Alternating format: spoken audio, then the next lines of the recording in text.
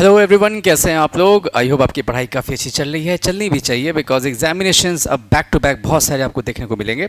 तो देखिए, जैसा कि मैंने आपको बताया था कि कुछ बेसिक सीरीज़ आपके सामने लाया जाएगा दसवीं क्लासेस की तरफ से।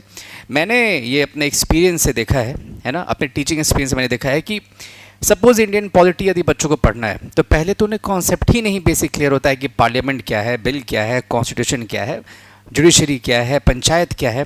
तो एनसीईआरटी जो आप पढ़ते हो ना 6 to 10th क्लास तक की बेसिक्स बनाने के लिए, उसका जो निचोड़ है वो यहाँ पे आपको दिया जाएगा। और यदि आप इस पर्टिकुलर सेशन को देख जाते हैं तो आई एम डैम श्योर कि इसके बाद आप किसी भी बुक को पढ़ते हैं आप आराम से चीज़ों को फिल्टर कर सकते हैं। ठीक है, आप आराम से चीज़ों को देख सकते हैं कि क्या आपका परफॉर्मेंस है और आप आराम से किसी भी बुक को पढ़ सकते हैं, कोई दिक्कत की बात नहीं होगी उसमें। ठीक है, तो देखिए यहाँ पे मैंने शुरू किया है इंडियन पॉलिटी के बेसिक से। ये पहला सेशन है आपका, इसमें 4-5 सेशंस और आएंगे। इसी तरह से हिस्ट्री के आएंगे, इसी तरह से ज्योग्राफी के आएंगे, साइंस के आएंगे, इकोनॉमी के आएंगे। इकोनॉमी का मुझे पता है आप बहुत बेसब्री से इंतज़ार कर रहे हैं, बट थोड़ा उसमें मुझे समय लगेगा बिकॉज मैं चाहता हूँ कि इकोनॉमी समझने से पहले इन सारी चीज़ों को आप समझ लें ताकि वहाँ पे इन सब चीज़ों को मैं कनेक्ट कर पाऊँ। राइट, चलिए देखिए, सबसे पहले जब हम लोग शुरू करते हैं इंडियन पॉलिटी पढ़ना किसी भी एग्जामिनेशन के लिए, तो ये कुछ बेसिक टर्म्स हैं, बहुत सारे टर्म्स हैं, उनमें से कुछ मैंने आज लिया है। सबसे पहला देखिए टर्म क्या है आपके सामने, कॉन्स्टिट्यूशन। यदि आपसे कोई पूछे कि व्हाट इज़ कॉन्स्टिट्यूशन, संविधान क्या है, तो बहुत तरह से आंसर्स मिलते हैं बच्चों के कि सर, मतलब तरह तरह के, आप कह सकते हैं अतरंगी जवाब मिलते हैं, बहुत तरह के जवाब मिलते हैं। आपको बस ये कहना है कि constitution is a rule book. जो संविधान है वो नियमों का एक किताब है, इट्स अ रूल बुक। और ये रूल बुक होना क्यों ज़रूरी है, this is more important. Why do we need to have a constitution? क्योंकि देखिए, अगर कॉन्स्टिट्यूशन नहीं होगा तो हमारे सोसाइटी में बैलेंस नहीं रहेगा। क्यों नहीं बैलेंस रहेगा? बिकॉज बैलेंस यदि आपको क्रिएट करना है कहीं भी, किसी भी जगह पे यदि आपको बैलेंस क्रिएट करना है तो you need to have power separation. यानी जो शक्तियां होती हैं, जो पावर्स होते हैं, उन्हें सेपरेट करना पड़ता है। ये बताना पड़ता है कि देखो भाई, ये आपकी शक्ति है, आप इसका इस्तेमाल करके अपनी शक्तियों का इस्तेमाल करें और काम करें। यानी you need to define the powers. शक्तियों को डिफाइन करना बहुत ज़रूरी है। यदि आप पावर्स को डिफाइन नहीं करते हैं तो लोग डिलेमा में रहेंगे, लोग कन्फ्यूजन में रहेंगे कि भाई ये काम कौन करेगा, वो काम कौन करेगा, और सब के सब उसी काम में लग जाएंगे। और जब सब के सब एक ही काम में लग जाएंगे तो be sure of the fact वो काम कभी कंप्लीट होगा ही नहीं, बहुत क्योटिज्म हो जाएगा, बहुत कन्फ्यूजन क्रिएट होगा उसमें।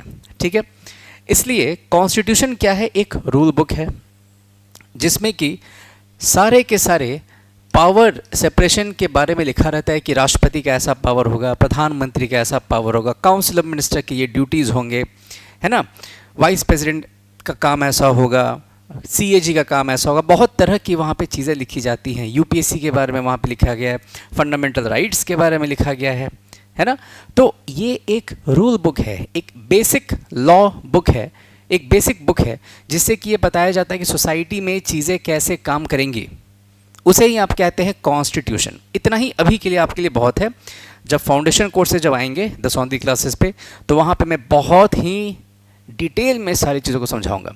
मैं वहाँ पे समझाऊंगा कि कॉन्स्टिट्यूशन कितने तरह के होते हैं, रिटन होते हैं, अनरिटन होते हैं, फेडरल होते हैं, यूनिटरी होते हैं, कॉन्स्टिट्यूशनलिज्म क्या होता है, कॉन्स्टिट्यूशनैलिटी क्या होता है, अल्ट्रा वायर्स क्या है, नल एंड वॉइड क्या है, बहुत तरह की वहाँ पे चीज़ें मैं बताऊँगा। बट वो जानने से पहले ये आपको जानना बहुत ज़रूरी है। Right, good. तो यहाँ पे तो ये आपका क्लियर हो गया कि कॉन्स्टिट्यूशन क्या है। अब देखिए, अब हम लोग आते हैं मेन मुद्दे पे। आज का जो टॉपिक है वो देखिए, सबसे पहले मैंने टॉपिक उठा लिया है पार्लियामेंट का। देखिए, यदि किसी देश में कोई कानून बनाना है, मान लीजिए किसी देश में कोई नियम बनाना है, कोई कानून बनाना है, कोई लॉ बनाना है। लॉ को बनाने के लिए भारत की यदि आप बात करें तो भारत में क्या है, there is a parliament. Delhi में है ना भाई, नया जो पार्लियामेंट बना है प्रोजेक्ट विस्टा के अंतर्गत। तो पार्लियामेंट का देखिए काम क्या है, इट मेक्स लॉज। कानून बनाने का काम होता है पार्लियामेंट का। और इस कानून को, जब ये कानून बन जाता है तो इस कानून को फिर क्या किया जाता है, इम्प्लीमेंट किया जाता है, यानी लागू किया जाता है ना, लागू किया जाता है। तो जब भी आप देखेंगे कि पार्लियामेंट जो है वो कोई कानून बना रहा है, आप समझ जाइए कि वो पूरे सोसाइटी के लिए है। इसलिए बहुत बार ऐसा कहा जाता है कि देखिए, बहुत बार देखिए ऐसा कहा जाता है कि जो कानून समाज को ही नहीं पसंद आ रहा है, क्या वो कानून आपको बनाना चाहिए? ये सब देखेंगे हम लोग फाउंडेशन कोर्सेज में, वहाँ पे मैं सब डिटेल बताऊंगा आपको, ठीक है। बट यहाँ पे आप इतना समझिए, parliament is having the duty to make laws. कानून बनाने का काम किसका है? पार्लियामेंट का है। बहुत सिंपल सी बात है। लेकिन कहीं कहीं पे आप देखेंगे कि ये जो पार्लियामेंट है इसको लेजिस्लेचर भी कहा जाता है। इसे लेजिस्लेचर भी कहा जाता है। What is the meaning of the word legislature? देखो, लेजिस्लेट वर्ड से बना है लेजिस्लेचर। लेजिस्लेट वर्ड का मतलब होता है टू मेक लॉज, कानून बनाना, है ना। और लेजिस्लेचर क्या हो गया? एन इंस्टीट्यूशन या ऐसी कोई body which is having the power to legislate, यानी ऐसी बॉडी जो कानून बनाती है उसे कहते हैं हम लोग लेजिस्लेचर। क्योंकि ये बना है किसे? लेजिस्लेट वर्ड से बना है, ये लेजिस्लेट, ठीक है। इसीलिए आप पार्लियामेंट को कहीं कहीं पे देखेंगे कि लिखा रहेगा लेजिस्लेचर, और भी यदि आप प्रिसाइज जानना चाहते हैं, एग्जैक्ट वर्ड जानना चाहते हैं, तो वहाँ लिखा रहेगा सेंट्रल लेजिस्लेचर। क्योंकि पार्लियामेंट कहाँ पे है? ये तो आपके न्यू दिल्ली में है, यानी सेंट्रल लेवल पे है ये। तो सेंट्रल लेवल पे जो लेजिस्लेचर काम करता है, या सेंट्रल लेवल पे जो लॉज बनाने का काम करता है, वो है आपका पार्लियामेंट। इसे हिंदी में हम लोग कहते हैं संसद। हिंदी में हम लोग कहते हैं इसे संसद, ठीक है। तो parliament is a legislature, in fact it's central legislature in the case of India which makes laws, और इसी लॉ को हम लोग एक्ट भी कहते हैं, ठीक है। मैं भी आगे आपको समझाऊंगा वो चीज़। सब कुछ को समझते चले, नोट करते चले। ये बस एक मतलब एक होता है ना फाउंडेशन का भी फाउंडेशन कोर्स जब आप कहीं ज्वाइन करते हैं तो उसके पहले थोड़ा आपका बेसिस क्लियर होना चाहिए। ये पूरे एनसीईआरटी का निचोड़ है। धीरे धीरे आप देखेंगे 6-7 क्लासेस के बाद you will feel very confident which you should, ठीक है। अब देखिए यहाँ पे क्या है, लोकसभा राज्यसभा। देखिए पार्लियामेंट जो है, सपोज ये पार्लियामेंट है, इसके अंदर में 2 हाउसेज हैं, एक है लोकसभा, एक है राज्यसभा। लोकसभा राज्यसभा 2 हाउसेज हैं जो क्या करते हैं, जो कानून को बनाते हैं। क्योंकि ये ओवरऑल जो सर्कल दिख रहा है बड़ा वाला, दिस इज पार्लियामेंट, और इसके अंदर में जो 2 आपको छोटे छोटे जो डब्बे दिख रहे हैं circle, they are Lok Sabha and Rajya Sabha. इन दोनों से मिल करके बनता है पार्लियामेंट। जब हम लोग फाउंडेशन कोर्स पढ़ेंगे वहाँ पे मैं बताऊंगा आपको कि president is also a part of parliament. कैसे? I will tell you. Because बिना प्रेसिडेंट के सिग्नेचर के कोई भी बिल एक्ट नहीं बनता है। बट इसको हम लोग थोड़ा फर्दर डिटेल के लिए रखते हैं, वरना आप कंफ्यूज करेंगे। अभी के लिए आप समझें कि पार्लियामेंट के 2 हाउसेज होते हैं, एक होता है लोकसभा, एक होता है राज्यसभा। लेकिन मेरा सवाल आप लोगों से ये है, ज़रा सोच के मुझे बताइए कि आप जब जनरल इलेक्शंस के लिए जाते हैं, when we go for voting, हम लोग वोट देने जाते हैं, वो जो वोट जो आप देते हैं, तो आपके वोट देने के बाद कहाँ पे लोग इलेक्ट होकर के बैठते हैं? या सवाल आप ऐसे भी समझे, मैं थोड़ा सा पहले समझा देता हूँ। ये लोकसभा है, ये राज्यसभा है। तो लोकसभा और राज्यसभा में हम लोग चुन करके लोगों को भेजते हैं। बहुत लोगों को ऐसा लगता है, बट मैं इस बात को थोड़ा कट करूँगा। लोकसभा में कुछ मेंबर्स बैठते हैं, पता ही होगा आपको। राज्यसभा में भी कुछ मेंबर्स बैठते हैं। अब इन मेंबर्स को हम लोग कहते क्या हैं? जो मेंबर्स, जो लोग इलेक्ट होकर के लोकसभा में बैठते हैं, या जो लोग इलेक्ट होकर के राज्यसभा में बैठते हैं, उन्हें हम लोग क्या कहते हैं? क्या उन्हें हम लोग एमएलए कहते हैं, या क्या उन्हें हम लोग एमपी कहते हैं, या क्या उन्हें हम लोग एमएलसी कहते हैं? तो जो लोग लोकसभा या राज्यसभा में बैठते हैं, आप ऐसे सोच के देखें कि जो यहाँ बैठा है या जो यहाँ बैठा है तो वो पार्लियामेंट का ही मेंबर, क्योंकि ये दोनों तो पार्लियामेंट का ही हिस्सा है। तो a member who is sitting in Lok Sabha is a member of parliament, यानी मेंबर ऑफ पार्लियामेंट। एमपी कहते हैं, एमपी जो भी लोकसभा में बैठा है या जो राज्यसभा में बैठा है उसे हम लोग कहते हैं एमपी, मेंबर ऑफ पार्लियामेंट। तो कभी कंफ्यूज मत कीजिएगा, जो लोकसभा में बैठे हैं या जो राज्यसभा में बैठे हैं उसे आप कहते हैं member of parliament, MP. Simple सी बात है। एमएलए के बारे में मैं समझाऊंगा आपको, एमएलसी के बारे में मैं आपको समझाऊंगा, इसमें आपको बहुत ज़्यादा टेंशन लेने की कोई ज़रूरत नहीं है, ठीक है। तो ये तो आपको क्लियर होगा दैट जो लोग भी बैठते हैं कहाँ पे, जो लोग भी बैठते हैं लोकसभा में they are called MP, and Rajya Sabha में भी जो बैठते हैं उन्हें भी हम लोग कहते हैं एमपी, बिकॉज इन दोनों को मिला करके कहा जाता है पार्लियामेंट ऑफ इंडिया, ठीक है। अब मेरा सवाल सुनिए, हम लोग जो जाते हैं जनरल इलेक्शंस के लिए, जो हम लोग वोट देने जाते हैं, तो वो जो वोटिंग हम लोग जो करते हैं तो वो किस हाउस के लिए करते हैं? ये दोनों हाउसेज हैं, लोकसभा इज़ अ हाउस, ये जो पार्लियामेंट है लोकसभा राज्यसभा ये हाउस है, ये भी हाउस है। There are two houses of parliament, Lok Sabha and Rajya Sabha. For which house we vote, we general people vote, उसका आंसर है लोकसभा। हम लोग राज्यसभा के मेंबर को इलेक्ट नहीं करते हैं। We general people do not elect the members of Rajya Sabha, we only elect the members of Lok Sabha. तभी तो आप इस नाम से जानते हैं उसे, जनरल इलेक्शन। क्यों ये वर्ड जनरल क्यों है? बिकॉज जनरल पीपल, हम लोग जो हैं आम जनता, वो वोट करती है। आम जनता use to vote by general election, and Lok Sabha के मेंबर जो हैं वो इलेक्ट हो जाते हैं वहाँ पे। सिंपल सी बस बात है यहाँ पे। तो याद रखना है आपको, लोकसभा के मेंबर्स को ही हम लोग इलेक्ट करते हैं, राज्यसभा के मेंबर्स को हम लोग इलेक्ट नहीं करते हैं। Right sir, good. तो अभी तक क्या क्या सीखा आपने? कॉन्स्टिट्यूशन की परिभाषा आपने देख ली, डेफिनेशन आपने देख लिया है। पार्लियामेंट के दो हाउसेज हैं, first Lok Sabha, second Rajya Sabha, but मैं समझाऊंगा प्राइमरी सेकेंडरी क्या होता है, ये सब मैं समझाऊंगा आपको। लोकसभा में क्या होता है, इसमें जो भी मेंबर्स बैठे होते हैं उसे हम लोग कहते हैं एमपी, इन्हें भी कहते हैं एमपी, और इनके लिए होता है जनरल इलेक्शन।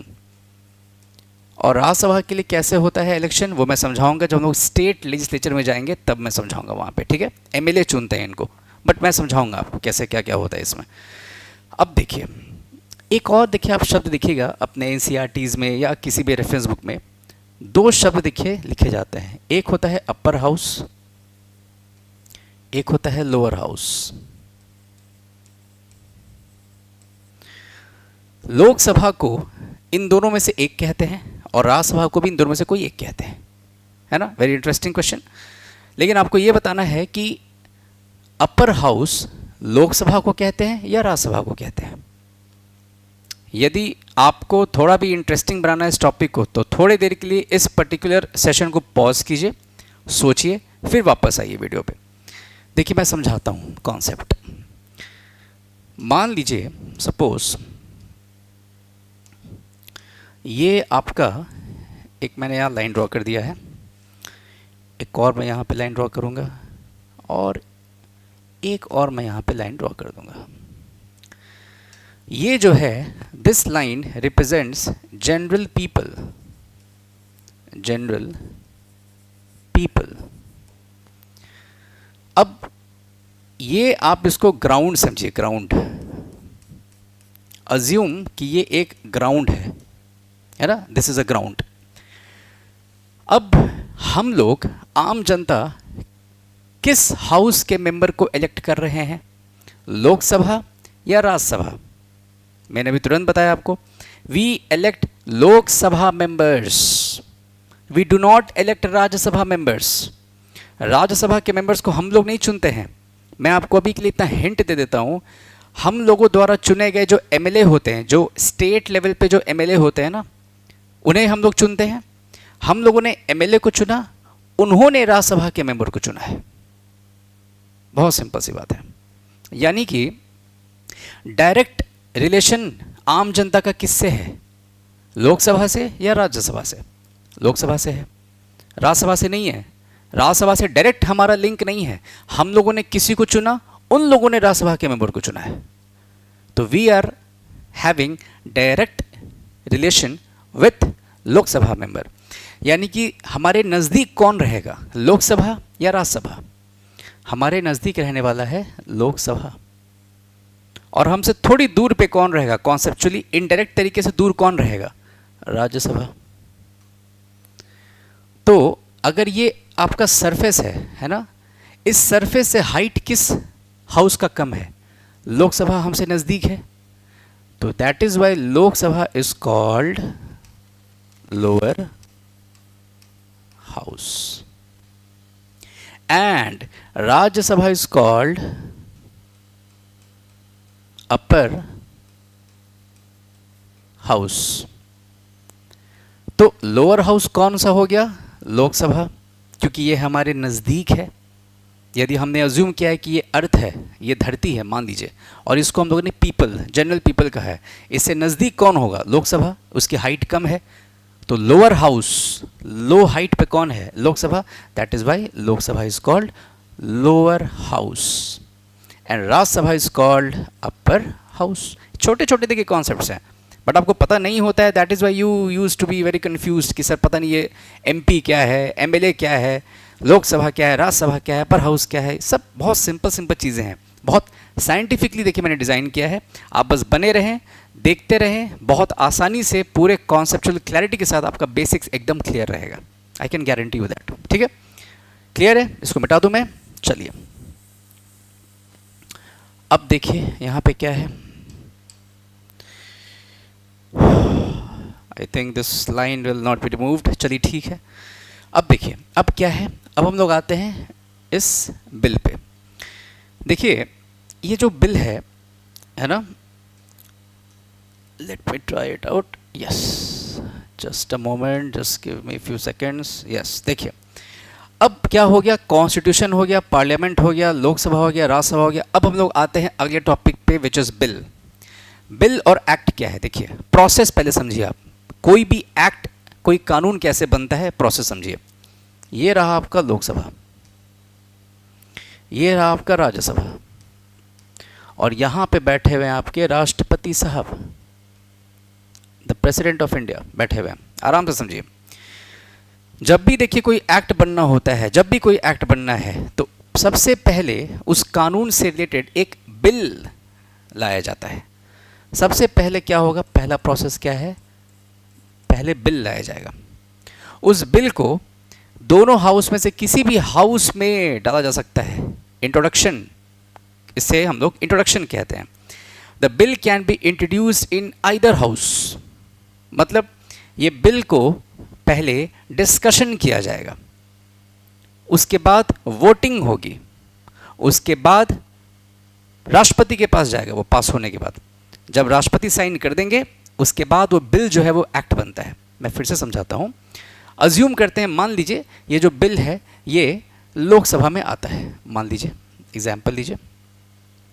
अब ये जो बिल है यहाँ से पास होने के बाद, यहाँ से पास होने के बाद अगर ये बिल सपोज यहाँ डिस्कशन हुआ लोकसभा में, ये बिल को पास कर दिया गया लोकसभा के द्वारा। अब ये बिल कहाँ मूव करेगा, ये बिल मूव करेगा राज्यसभा में, और राज्यसभा में ये बिल जब मूव करेगा, अब यहाँ पे भी क्या होगा, यहाँ पे भी डिस्कशन होगा, वोटिंग होगा, राइट। और ये डिस्कशन और वोटिंग के बाद यदि ये बिल यहाँ से भी पास हो जाता है तो फिर इस बिल को आप कहाँ भेजेंगे, आप भेजेंगे राष्ट्रपति के पास। That bill will be sent to the President of India if it is going to be passed by both the houses. अब राष्ट्रपति ने यदि इस बिल पे अपने सिग्नेचर लगा दिए, साइन कर दिया, तो यही बिल फिर क्या बन जाता है, यही बिल आपका बन जाता है एक्ट। यही बिल आपका क्या बन जाता है, एक्ट। यानी कि कोई भी बिल पहले डिस्कशन होगा, पहले डिस्कस किया जाएगा क्या क्या है भाई इस बिल में, किस चीज़ पे कानून बनाना है, कितना सही रहेगा, कितना गलत है, बहुत तरह की इसमें स्क्रूटिनाइजेशन होती है। डिस्कशन के बाद फिर क्या किया जाएगा, इस पे वोटिंग किया जाएगा, कितने लोग भाई सहमत हैं कि ये बिल जो है वो सही है, वोट करें। जब वोटिंग हो जाएगा उसके बाद जब दोनों हाउसेस से पास हो जाएगा, then you will have to send it to the president of India. जैसे ही इन्होंने साइन कर दिया तो फिर ये बिल क्या बन जाता है, एक्ट बन जाता है। आराम से देखिए, स्क्रीनशॉट ले लीजिए आपको लेना है तो, यही पूरा प्रोसेस है, ठीक है। यानी कि आप ये कह सकते हैं कि राष्ट्रपति जो है, इनके बिना सिग्नेचर के कोई बिल जो है वो एक्ट तो नहीं बन सकता। जब तक ये साइन नहीं करेंगे तब तक तो कोई भी बिल जो है वो एक्ट बनेगा ही नहीं। This is the reason why we say that president is a part of parliament, president is not a member of parliament. देखिए, राष्ट्रपति लोकसभा या राज्यसभा के मेंबर नहीं होते हैं, लेकिन पार्ट जरूर होते हैं, हिस्सा जरूर लेते हैं पार्लियामेंट के प्रोसीजर में। कैसे लेते हैं हिस्सा, कोई भी एक्ट जो ये लोग पास, कोई भी बिल ये लोग ये दोनों के दोनों जो हाउसेस पास कर रहे हैं, इस बिल को बिना राष्ट्रपति के सिग्नेचर के एक्ट में कन्वर्ट नहीं किया जा सकता है। यानी president is taking a very full fledged part in passing this particular bill to convert it into an act. That is why president is not a member, member नहीं होते हैं, बट पार्ट जरूर होते हैं। बस ये दोनों आपको बस बात याद रखनी थी, सिंपल सी बात है। देखिए कितना इंटरेस्टिंग है ना। बिल भी समझ गए आप, एक्ट भी समझ गए, ये बस बेसिक्स है जो आपको जानना है। अगर ये नहीं जान रहे तो फिर आप पॉलिटी कभी इंजॉय नहीं कर पाएंगे। You can not enjoy Indian polity session at all. Just a moment, okay, ठीक है, चलिए, ओके, तो यहां तक क्लियर है। अब हम लोग आते हैं जो अगला टॉपिक है आज का, वो है अमेंडमेंट। देखो, आपका जो ड्रेसिंग स्टाइल था आज से 10 साल पहले, क्या वही ड्रेसिंग स्टाइल आज भी आप में रखा है? नहीं, चेंज होगा। आपकी ड्रेसिंग स्टाइल में चेंज आएगा। आज से यदि 10 साल पहले आपका जो पहनावा होगा, आप उस पहनावे को शायद आज कैरी नहीं कर रहे होंगे। You must have changed the way you are dressing. मतलब चेंज जो वर्ड है, this is a very important word. Change बहुत ज़रूरी है अपनी पर्सनैलिटी में। समय के साथ बदलाव ज़रूरी है ताकि आप समय के साथ कदम से कदम मिला सकें। This is the reason why हमारे कॉन्स्टिट्यूशन को भी चेंज करना बहुत ज़रूरी है। देखो, संविधान हमारा बनकर के तैयार हुआ था 1949 में, इम्प्लीमेंट यानी लागू हुआ है 1950 में। 1950 का भारत क्या आज के भारत जैसा है? नहीं, बहुत सारी चीज़ें बदली, इकोनॉमिक चेंजेस बहुत सारे आए, है ना, बहुत पॉलिटिकल सिनेरियोज में बहुत तरह के चेंजेस, सोसाइटी भी चेंज कर गया, थोड़े थोड़े वेस्टर्न एलिमेंट्स यहाँ पे आ गए, बहुत तरह के चेंजेस को देखा गया है यहाँ पे। तो समय के साथ आज हो रहा है 2025, तो यदि आप सेम कॉन्सेप्ट जो 1950 में था हमारे संविधान में, आप रिजिड हो जाएं कि नहीं जो 1950 में था वही लगाओ, कुछ चेंज मत करो, तो ये तो कोई बात ही नहीं हुई sir. You have to change. अगर चेंज नहीं लाएंगे तो आप मार्केट से बाहर हो जाएंगे। यही कहा जाता है ना, जैसे जो क्रिकेटर्स होते हैं, बैट्समैन, बॉलर के हिसाब से वो अपने टेक्निक्स को चेंज करेंगे। पता चला कि नहीं, वो जो सीख के आए हैं कोच से वही खेले चले जा रहे हैं, और बॉलर जो है, जो नए नए जो बॉलर्स आ रहे हैं, वो टेक्निक सीम का चेंज कर रहे हैं या स्विंग का चेंज कर रहे हैं। तो I mean you will have to adapt, you will have to change, there is no other option in that. तो इसीलिए चेंज बहुत ज़रूरी है। इसी तरह से संविधान में भी चेंज बहुत ज़रूरी होता है ताकि हम लोग अपडेटेड रहें। तो ये जो चेंज है इसे ही हम लोग कहते हैं अमेंडमेंट। आपको डाउट देखिए नहीं होना चाहिए कि अमेंडमेंट और एक्ट में क्या फ़र्क है। एक्ट तो चलिए कानून है जो कि बनाया जा रहा है, इट्स अ लॉ। लेकिन अमेंडमेंट क्या है? अमेंडमेंट जो है वो कॉन्स्टिट्यूशन का किया जा रहा है। संविधान में जो जो चीज़ें लिखी गई हैं उनमें बदलाव किया जा रहा है ना?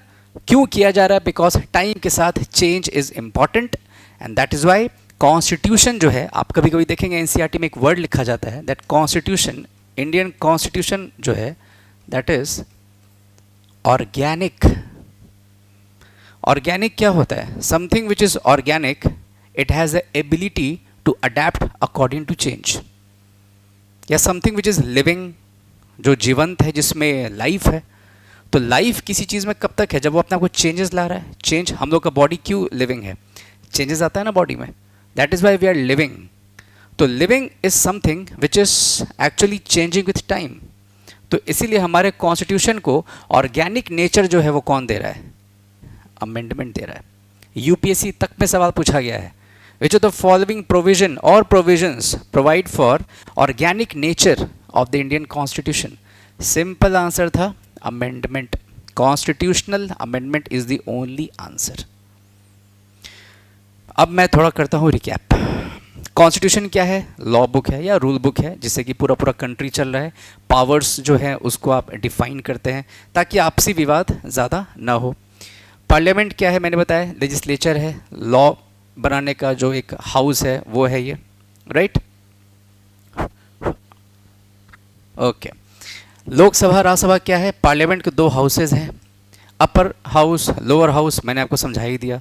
जनरल इलेक्शन के थ्रू कहाँ के मेंबर्स चुने जाते हैं? लोकसभा के मेंबर्स चुने जाते हैं। हम आम जनता जो जाते हैं आम चुनाव के लिए, हम लोग लोकसभा के मेंबर को चुनते हैं, राज्यसभा के मेंबर को हम लोग नहीं चुनते हैं। बहुत सिंपल सी बात है। बिल और एक्ट में क्या फ़र्क है ये भी मैंने आपको बता दिया है। और अमेंडमेंट, अमेंडमेंट क्या है और क्यों ज़रूरी है ये मैंने आपको बता दिया। ऑर्गेनिक नेचर देने के लिए संविधान को या कॉन्स्टिट्यूशन को अमेंडमेंट इज़ वेरी इंपॉर्टेंट। मैं बताऊंगा आपको अच्छे से जब हम लोग डिटेल में देखेंगे। Article 368 of the Indian constitution deals with the provision of amendment to the constitution. ठीक है, चलिए, I hope you are just liking this particular session. इसी तरह के सेशन के ज़रिए जितना भी आपका पोर्शन है जीएस का, history, geography, polity, economy, general science, science and tech, society, ethics and integrity, ये इसके थ्रू ही मैं बहुत कुछ क्लियर करूँगा। सो दैट जब आप फाउंडेशन कोर्सेज में जुड़े तो आपको ये ऐसा मतलब फील हो कि आपका बेस बहुत स्ट्रांग है।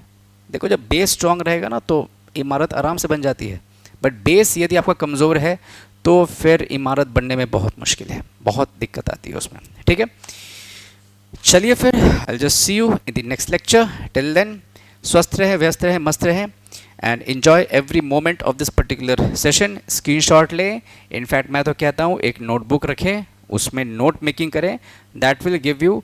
देखिए होता क्या है, जब आप लिखते हैं ना साथ में, बहुत सारी चीज़ें आपको यहीं पे याद हो जाती हैं। That is Y focus on writing, क्योंकि लिखना भी है। अगर आप यूपीएससी की तैयारी कर रहे हैं which is a very serious examination, वहाँ लिखना भी आपको है। और घबराइए नहीं, साइंस एंड टेक मैंने देखा है बहुत सारे बच्चे फंसते हैं उसमें। मैं खुद लेकर के वो सेशन आपके सामने आऊँगा साइंस एंड टेक्नोलॉजी का। एक एक वो जो टेक्नोलॉजीज है सबको हम लोग अच्छे से देखेंगे। सोसाइटी है ना, सारे सेक्शंस को हम लोग यहाँ पे डील करेंगे। आप बस स्थिरता से बस बने रहिए आराम से। बहुत ही लंबा, देखिए ये एक मतलब सेशन तो मैं नहीं कह सकता हूँ कि बहुत ही बहुत ही लंबे लंबे ये सेशंस होंगे, बट बहुत ही लंबा ये जाने वाला है। तो तैयार रहिए आराम से, there will be an number of lectures, है ना।